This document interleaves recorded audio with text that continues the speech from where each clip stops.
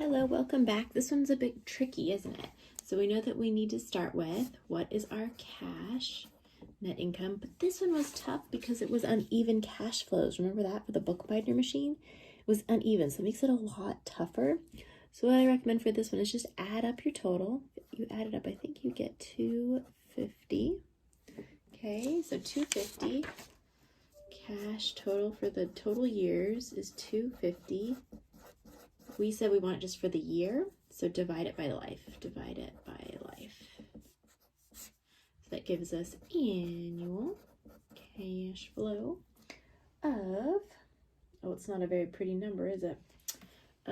35,714.29. Okay, so now we're here. Subtract depreciation equals net income. Now you get to solve for your depreciation. Okay, we know the formula for straight line depreciation. We just went through it for the last one. Straight line cost salvage value over life. The cost for the bookbinder was 99,000. The salvage value for the bookbinder was 5. And the life, I believe, was 7 years. Okay, solve for that. You should get your depreciation. Again, it's not a pretty number, meaning it's not round. 0.57. Okay, that gives us annual net income. Okay, so we can put that into our formula. Put that into your ARR formula. Do you see it down here? Okay. ARR equals the 22, 285, and 71. Divide that by your initial cost. And again, your book does this calculation a little different.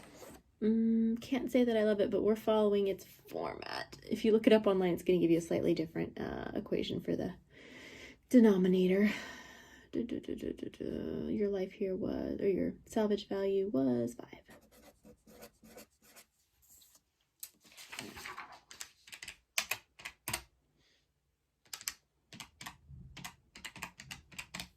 Divide by, so we get 23%. Okay. So then the rest of this problem asks us, it says, now, based off this information, which investment do we recommend? So let's see. The bookbinder we just did, it had a 23% accounting rate of return, and the printer had a 10% rate of return. So which one do you think we're going to recommend?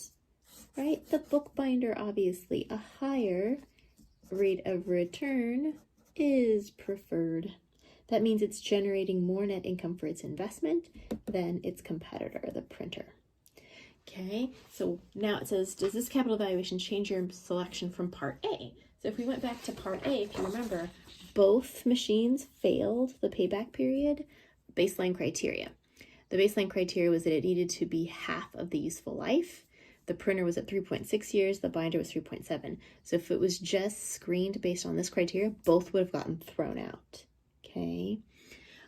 There also is baseline criteria that's established for the ARR. That is called, you saw it in your reading, that baseline criteria is called a hurdle rate. Hurdle rate. So here, let's say management sets a hurdle rate of 20%. That means they want, think of it as like a hurdle, this project has to do better than that. So if they had set a hurdle rate of 20%, the printer does not match that, but the bookbinding machine would. Okay, so usually there is a baseline criteria that's given there as well. Even if there wasn't, let's say they didn't give us a baseline criteria, like in this problem, you would select the higher one, right? So here we would say the bookbinder produces the higher rate of return based off of its investment and the net income it generates.